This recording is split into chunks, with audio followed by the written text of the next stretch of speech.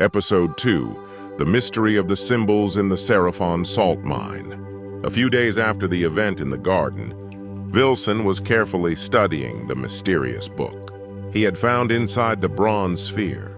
As he flipped through the pages, the symbols seemed to glow faintly under his touch, and the bronze bracelet on his wrist would pulse gently whenever he came across an illustration with complex geometric shapes, some plants never seen before.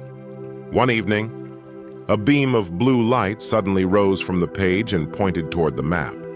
The one Vilson had found rolled up, but never fully opened. Now, the symbols on the map began to glow, forming a clear outline, a place underground, wrapped in salt, light, and ancient shadows. Ferox, I think we have a destination. The next day, equipped with a flashlight, backpack, and walking stick, Vilson and Ferox headed into the depths of an old abandoned salt mine.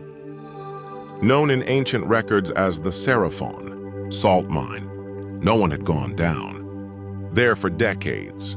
At the entrance, the bracelet started to vibrate.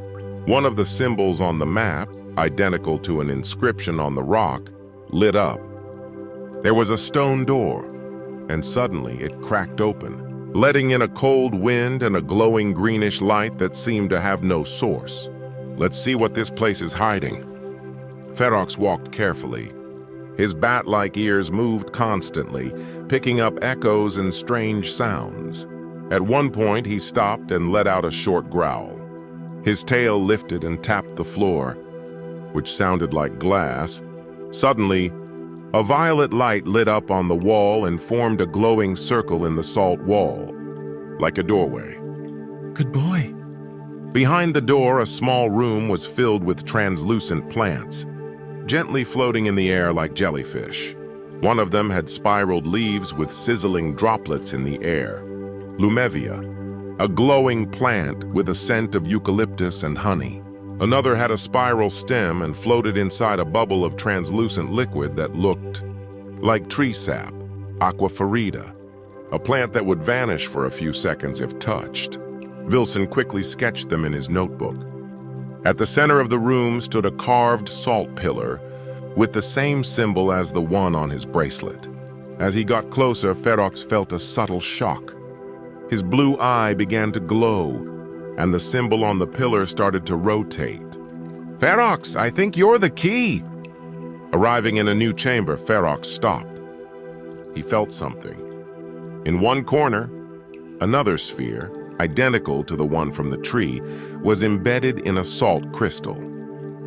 But this one was closed and covered in dust.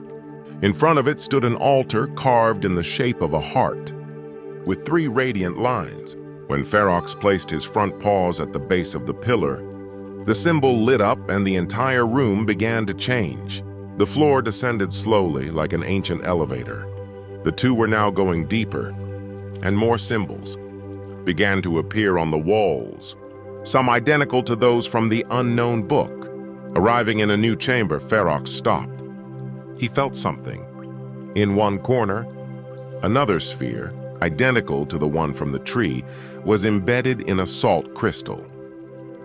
But this one was closed and covered in dust. In front of it stood an altar carved in the shape of a heart, With 3 radiant lines, Vilson touched the bracelet. The scorched bronze began to pulse more strongly. There's something else here. And I think it's just the beginning. The two left the Seraphon Salt Mine with 2 new pages activated in the book. A new symbol on the map, and a strange feeling that something had been watching them from the darkness.